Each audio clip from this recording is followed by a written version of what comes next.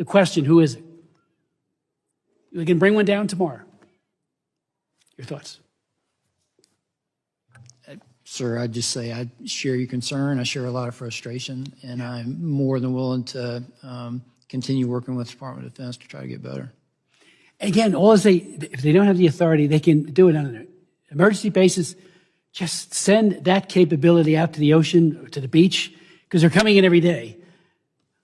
Figure out which one it is and bring them down. And then retrieve it and find out what's going on. And as my good friend Congresswoman Malliotakis said, the thing with the balloon was mind-boggling. Over our bases, and we didn't see that was a threat.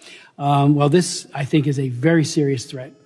And so please, if you could, get DOD to share that capability. Maybe Homeland has it. I don't know. Maybe you have it somewhere. But I know DOD has it. Thank you. Appreciate it. Gentlemen's time has expired. I thank the witnesses for your valuable testimony, for being here today, and for the members and the questions. We will now dismiss this first panel, take a brief 2 to 3 minute recess while we arrange for the second panel of witnesses.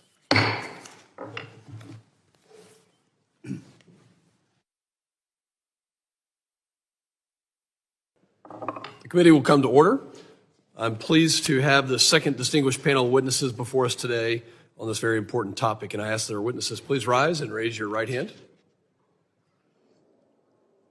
you solemnly swear that the testimony you will give before the Committee on Homeland Security of the United States House of Representatives will be the truth, the whole truth, and nothing but the truth, so help you God? Thank you. You may be seated. Let the record reflect that the witnesses have answered in the affirmative. I'd now like to formally introduce our second panel. Mr. Jeffrey Baumgartner serves as the Vice President for National Security and Resilience at Berkshire Hathaway Energy, and Dr. Paul Schwitteson serves as the Co-Director of the Global Strategy Decisions Group, also my classmate from the United States Air Force Academy, class of 2000. Thank you for being here, and we will now recognize Mr. Baumgartner for your opening statement of 5 minutes. Chairman, ranking members, and members of the subcommittees, thank you for inviting me to testify. My name is Jeffrey Baumgartner, and I serve as the Vice President of National Security and Resilience Policy at Berkshire Hathaway Energy. Today, I want to discuss how unmanned aerial systems threaten critical infrastructure. Berkshire Hathaway Energy businesses provide reliable, secure, low-cost energy to more than 13 million customers in the U.S., Great Britain, and Canada. Our commitment to our customers requires us to secure our infrastructure from all threats, including those posed by unmanned aerial systems. Critical infrastructure is the backbone of our economy and security, yet energy sector infrastructure and the transportation, communications, and water sector infrastructure we rely on face increasing threats from UAS, and the stakes for ensuring resilience and security could not be higher. In recent years, UAS technology has become more accessible, affordable, and advanced. While these innovations offer immense potential, like enabling faster damage assessments of energy infrastructure, they also empower malicious actors. Adversaries can use UAS to surveil facilities, deliver hazardous payloads, disrupt operations, and even conduct cyber intrusions. The Department of Homeland Security's 2025 Homeland Threat Assessments highlights UAS as a persistent and growing risk to critical infrastructure. This warning isn't hypothetical. Last month, federal agents arrested an individual planning to use a UAS to attack an electric substation. I hope we can proactively address the UAS threat before a significant incident occurs. Despite the pervasiveness of the threat, existing federal laws and regulations have not kept pace with the rapid proliferation of UAS technology. Current frameworks primarily address safety and airspace management, but lack robust provisions to counter malicious UAS activities. This leaves critical infrastructure companies vulnerable to increasingly sophisticated threats. To address these risks, we must modernize our defenses while balancing security measures with civil liberties. A comprehensive strategy that incorporates technology innovation, appropriate legal frameworks, and public-private collaboration is essential. I hope we can prioritize the following actions. Number one, grant critical infrastructure companies limited authority to deploy advanced detection and counter-UAS technologies. Investments in cutting-edge counter-UAS systems will ensure we can address current and emerging threats effectively. 2, identify formal mechanisms for sharing actionable information about UAS threats and enable law enforcement at all levels with the tools and legal authorities to address UAS threats effectively. The third is advanced research and development. Collaborative R&D will improve the ability to neutralize UAS threats without collateral damage. The fourth and final, develop a comprehensive strategy to align regulatory, technological, and operational efforts at federal, state, and local levels, while addressing privacy concerns and establishing clear legal parameters for UAS operations. The private sector owns most of the critical infrastructure that provides key services, but protecting these assets is a collaborative effort. The National Security Memorandum on Critical Infrastructure Security and Resilience rightly emphasizes this partnership. However, existing counter-UAS authorities for DHS and the Department of Justice are set to expire soon. Failing to renew and expand current authorities risks leaving critical infrastructure defenseless against the evolving UAS threat. The window of opportunity to address these challenges is closing. By modernizing our defenses, updating our legal frameworks, and fostering collaboration, we can safeguard critical infrastructure, protect public safety, and maintain our leadership in security and innovation. We are ready to work alongside this committee, a coalition of critical infrastructure companies, and relevant stakeholders to effectively protect our critical services against the evolving UAS threat. Thank you for holding this hearing, and I look forward to your questions. Thank you, Mr. Baumgartner. The chair now recognizes Dr. Paul Schwinnesen for his opening statement. Thank you. Chairman Pfluger and Jimenez, ranking members Magaziner and Thanadar, distinguished members of subcommittees. Homeland from Unmanned Aerial Systems. So I've rearranged my remarks busily in the back, hoping to give you guys something a little more tangible to work with, so that we're not just repeating and risking the constant repetition of the problem. I think we acknowledge the problem. We have a real train wreck coming. I think it goes a little bit unsaid. I think we lack a lot of the technical know-how on how to deal with this, on how to assess and neutralize these threats. But there is somebody who does know, and that's the Ukrainians. Having recently observed firsthand the astonishing evolution in drone operations in Ukrainian-occupied Kursk, I think the message, for me at least, has finally sunk home. Unmanned systems are not just an iteration. They are indeed a revolution in the application of lethal force. The world's most advanced weapons and tactics are being developed and deployed at scale in the Ukraine-Russian front at remarkably low cost and without central direction.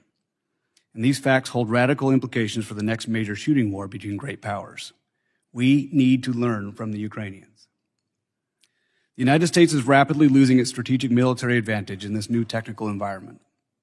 There can be little doubt that China, North Korea, Iran, and other emergent powers are eagerly sending observers and technicians to the front lines in occupied Ukraine to very carefully note the revolution in weapons delivery and to adopt it into doctrines which seek to invert the military strengths of their larger, better equipped, better trained Western geopolitical adversaries. We need to learn from Ukraine. In short, the rules of the arms race have been fundamentally rewritten to favor small, cheap, easily mastered weapon systems. More important still, these disproportionate advantages are not a one-time effect. They amplify in a positive feedback loop through each iteration cycle. New tech gets better exponentially faster and is deployed far more quickly than legacy countermeasures. In Ukraine, the source of this immense innovation reservoir is the highly adaptable, highly diffuse emerging engineering base of Ukrainian technicians. Uncountable tech workers routinely work full days in their civilian capacity, then leave their jobs to go work in pop-up tech facilities until late at night. The whole country is on deck. They have created an ecosystem of invention, a web only loosely coordinated through the Ministry of Defense. The advances in hardware and software they produce are channeled into a robust system of decentralized training facilities. And in less than 3 weeks, an FPV drone operator can be mission ready. Operators with no previous battlefield experience have been credited with as many as 1,500 confirmed kills. The disproportionality is vast. And this is perhaps the main takeaway in a total war peer-to-peer scenario. If technology allows one side of a conflict to impose extraordinary damage on the exquisite, expensive, difficult-to-master weapon systems of their adversary, and can do so at a fraction of the cost expended by their enemy, It doesn't require an economist to see where that leads. It is easy to be a critic, but I am convinced that the United States and its NATO allies have a very narrow window of opportunity to address this major shift in comparative advantage. Current operations in Ukraine have shown what a scrappy, innovative force can do to a large, hidebound military machine. It would be well to take note. So some of the scenarios looking forward. I think the most likely is that the U.S. will fall behind the leading edge of UAS development and deployment and will only start to respond in the aftermath of a crisis, and we're seeing some of that already in New Jersey. We don't need a Pearl Harbor or a 9/11 to wake us up. We're already awake. We need to deal with this now. So the best case is possibly, conceivably, that we can avoid this kind of depressing scenario through a well-orchestrated demonstration. Historical examples such as the sinking of the Ostfriesland, Air Force people know this well, show that it is sometimes possible to break entrenched paradigms by publicly demonstrating the current system's vulnerabilities. When understood by the right audiences, these demonstrations can shift doctrine development and tactical training in new and constructive ways, preferably before the lessons are learned the hard way. We need to learn from Ukraine. It's time to get a task force to mop up information, go out there, sponge this stuff up, and learn from what they're doing, and learn this information from in theater and get up to speed as soon as possible. Thank you. Thank you, Dr. Schwinneson.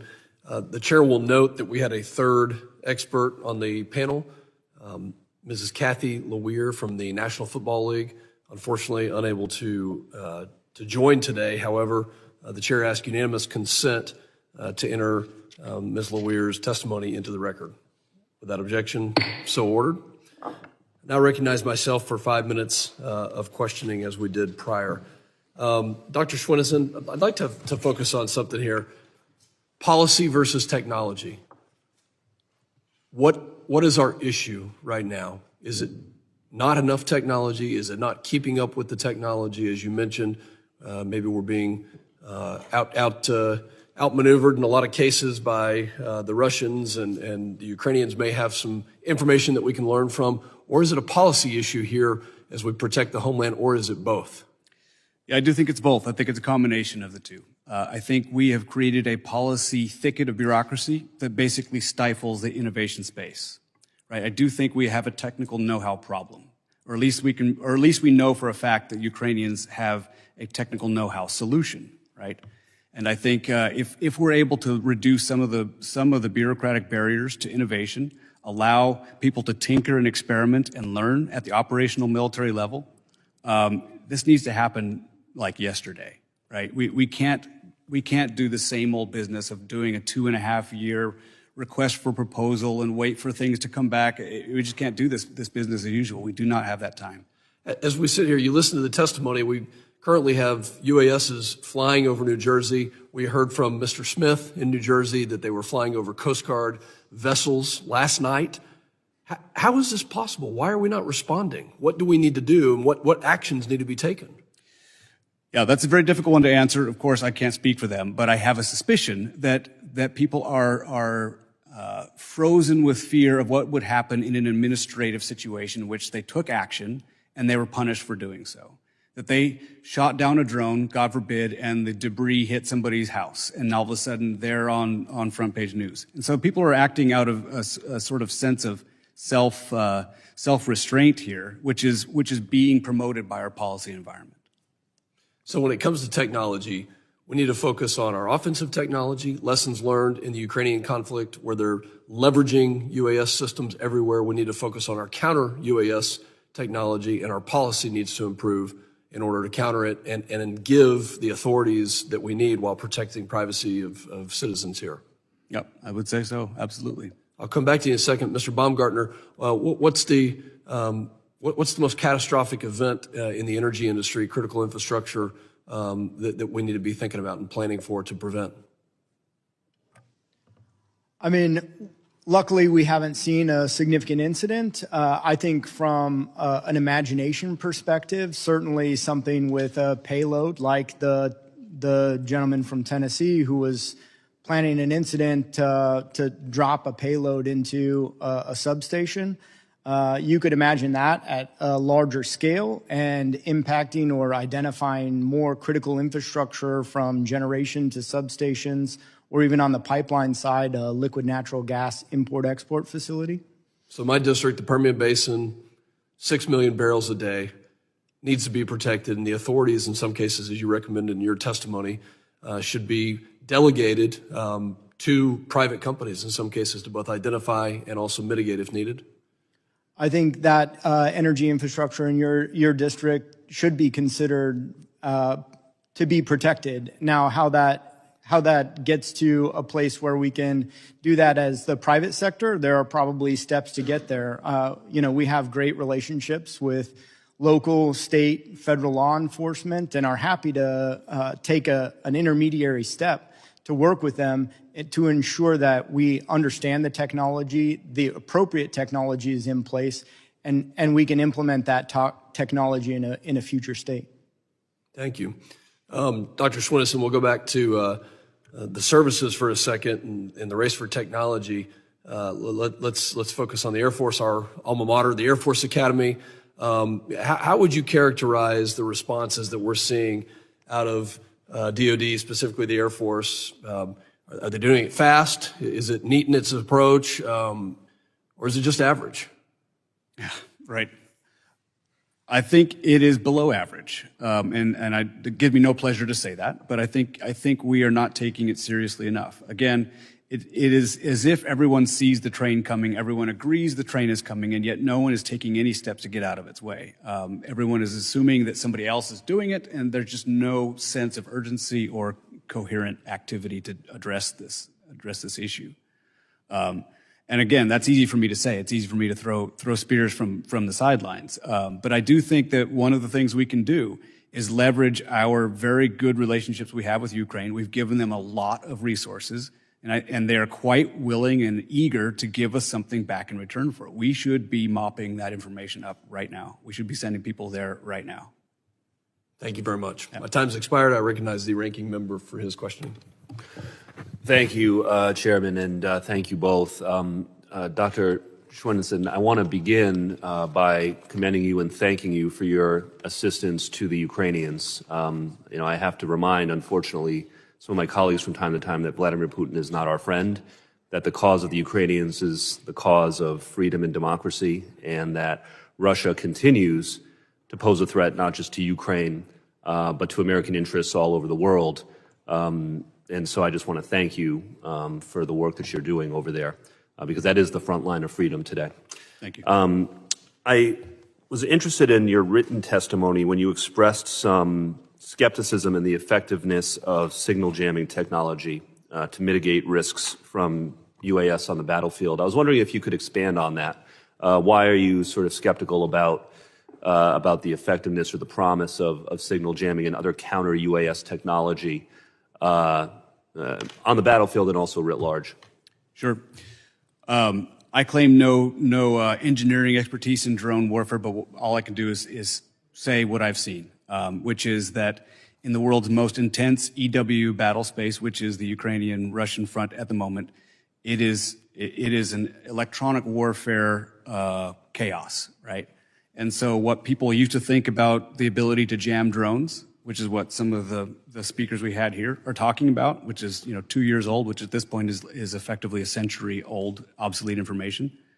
Jamming doesn't work the way we think it does, and there are so many new developing technologies on countering the counters. Right? They've already gone multiple layers ahead of us. At this point, they're doing AI pixel lock technology that doesn't have any RF frequency whatsoever. They're doing ambush technology where they're not needing to have any kind of communication between operator and drone.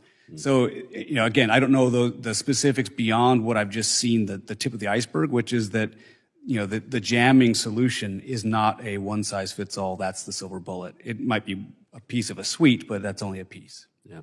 And I recognize that you've thought about this in sort of the DoD space more perhaps than Homeland, domestic law enforcement, et cetera. But I imagine the issues and kind of speeding that up. You referenced, bringing a spirit of I guess, inventiveness and innovation.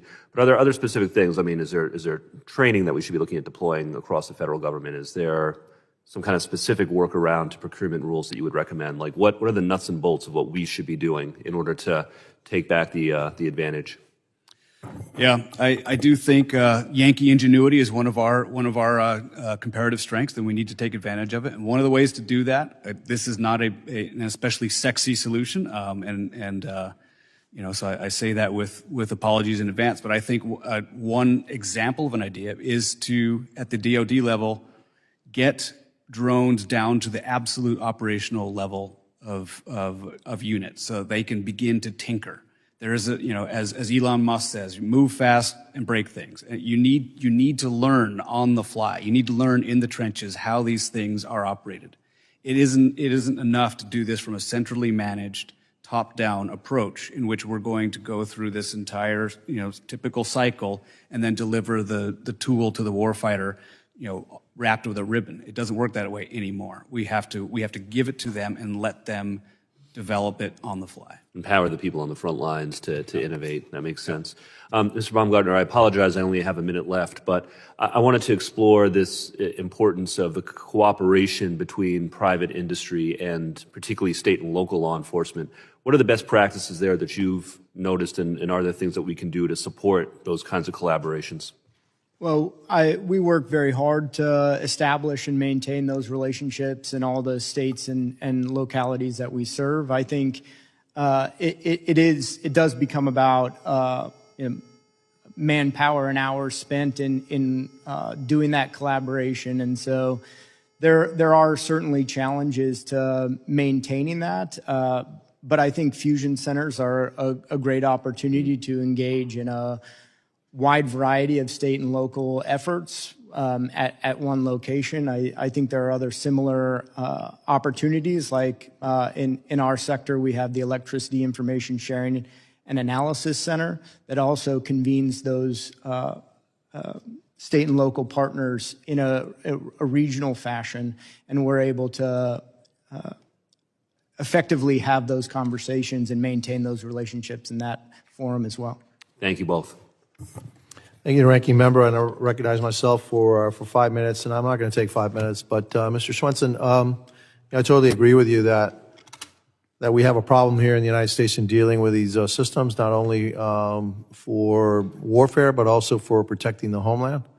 I would think that what part of the problem is that you got $500,000 in the FBI. I'm sure you have $500,000 in some other agency, and you got all these agencies working on the same issue, and then it's not really centralized. There's no planning, et cetera. Maybe airports are trying to do their thing, and the FBI is trying to do their thing, and Customs and Border Protection is trying to do their thing.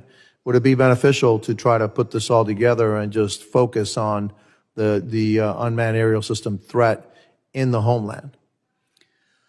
I have to say I lean that way. I hate to beat a dead horse here, but the Ukrainians have once again shown some ways to deal with this. They have stood up their entire separate new force, very much like the Marine Corps or the Air Force. They've set up the Unmanned Aerial Systems Service in the Ukrainian Department of Defense in order to do precisely that, in order to address this entire new sector of technology and how it's to be developed and applied. Probably one of the advantages that the Ukrainians had is that they had no Air Force, basically, right? And so by necessity, they needed to come up with something different that actually combated the threat. We have an Air Force. And unfortunately, what happens is that you have the resistance to change, and UAS, unmanned systems, et cetera, are a threat to the people that fly the planes, okay? And so we do need to look at this in an entirely different way. And so not only on the DoD side, where we do need to have the private sector innovate, and the RFP should be, hey, I want to knock out, I want to sink Chinese ships, all right? And just simple as that. If you ask DoD to do that, they'll come up with an aircraft carrier that costs $10 billion and all these systems. The Ukrainians are sinking Russian ships in the Black Sea with little boats with maybe 500 or 600 pounds of TNT on them.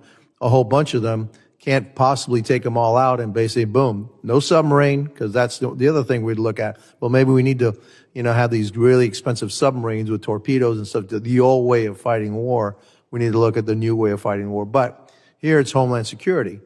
Look, I'm convinced that we're going to have a problem. We'll wake up when something happens, because that's always what we do. And we should be waking up right now. And so one of the things maybe that we should be looking at is how do we centralize a Homeland Security kind of focus on unmanned systems and how we protect all our infrastructure, airports, the energy system, our electricity, our grid, all of that is vulnerable. And so, that's all I have to say, and I'll yield my time back, and I recognize the gentleman from New York, Mr. Diaz-Esposito. Well, thank you, Mr. Chairman.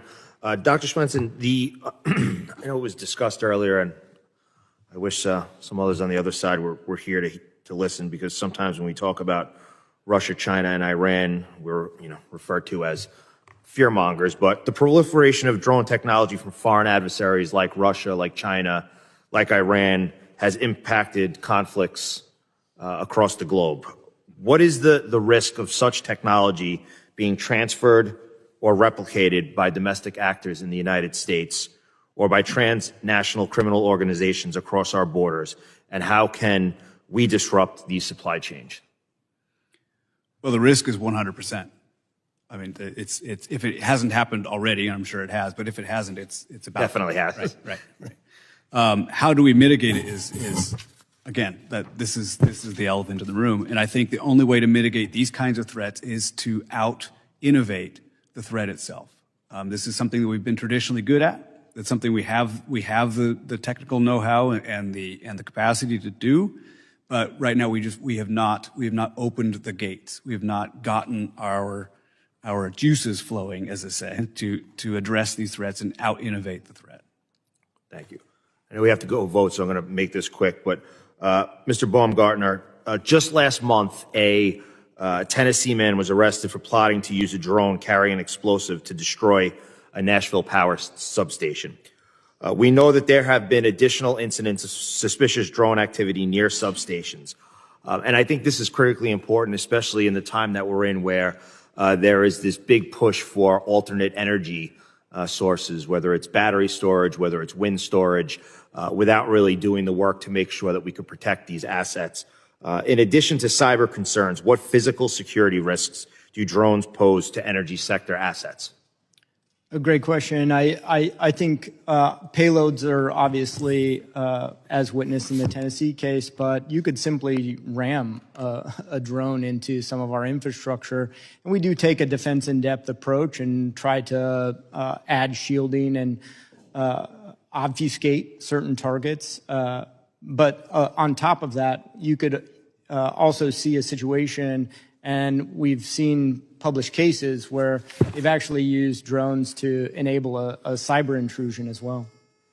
Thank you. Mr. Chairman, I yield back. Thank you, gentlemen from New York. I thank all the witnesses for the valuable testimony and the members for their questions. The members of the subcommittee may have some